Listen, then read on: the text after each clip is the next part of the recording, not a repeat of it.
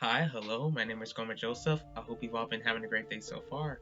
Welcome back to another True Crime Tuesdays video. If you are new, welcome you.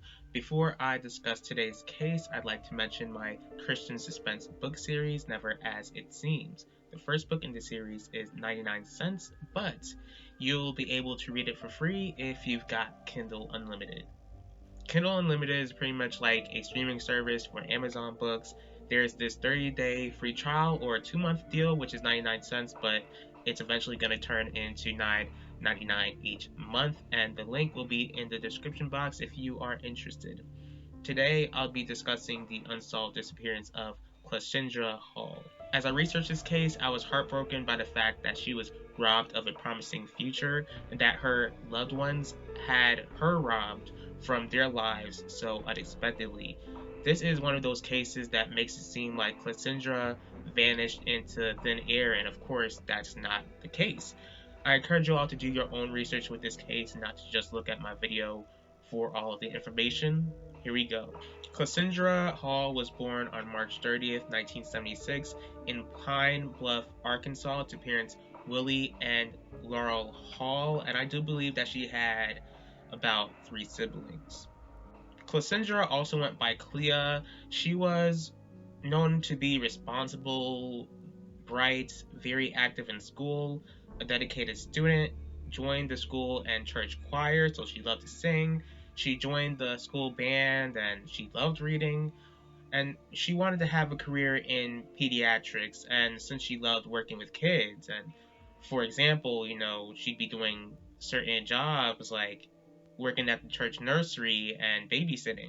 By 1994, Clea was 18 at the time. She was a high school senior who was about to graduate, and she planned to do some internship in Boston and attend college at Tennessee State after her high school graduation.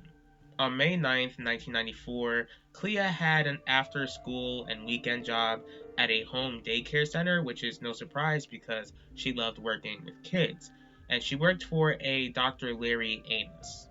She usually got a ride back home from her family, but something about that day was different. Clea told her mother that she'd call after her shift ended at 8:30 p.m. When Laurel, Clea's mother, was woken up by her husband, Willie, at 1 a.m., he informed Laurel that Clea never made it back home. The first thing her parents did was call Dr. Amos, Clea's boss, and he said that Clea left with this unknown person, which confuses me because later on, Clea's coworker said Clea walked home, and again, this type of behavior was unusual because Clea always got a ride back home. And again, like even though her home wasn't that far away from her, from what I gathered, it was like a few blocks away.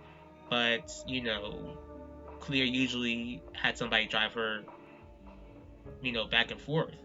Not concluding to the worst case scenario, her family considered that Clea was trying to be this independent 18-year-old, and I mean, from experience, like once you turn 18, you feel so grown and you feel like you know everything. So I don't blame her family's thoughts about about this situation initially.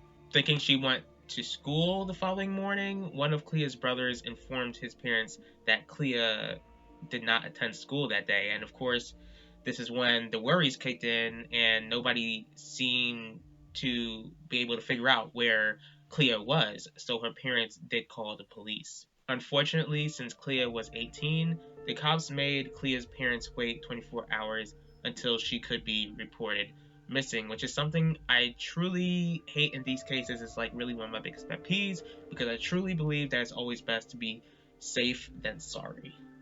Eventually, police did begin to investigate Clea's disappearance, and since she was never known to run away, police came to the conclusion that Clea didn't leave by her own free will.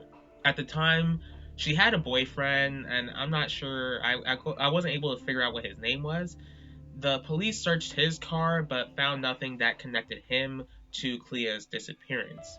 Police also questioned Dr. Amos about Clea, but when they asked him to take a polygraph, he refused. And I understand that polygraphs aren't 100% accurate, but I'm sure plenty of people gave Dr. Amos the side eye for this. Every year on May 9th and on Clea's birthday, her family would release balloons, I guess, to keep Clea's memory alive.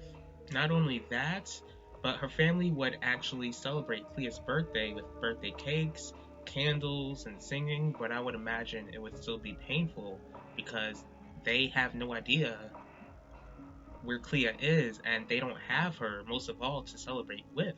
Almost 2 decades after Clea had vanished on March 29, 2012, other sources say 2011, but a day before Clea's birthday, the police searched Dr. Amos's house. Personally, I don't understand why it took almost 20 years to search this house. Like, police said that they got recent evidence, but to me, would they really have expected to find something vital after almost 20 years? Like, so much could have happened between that great amount of time. Unfortunately, the police came out with nothing, from what I understand.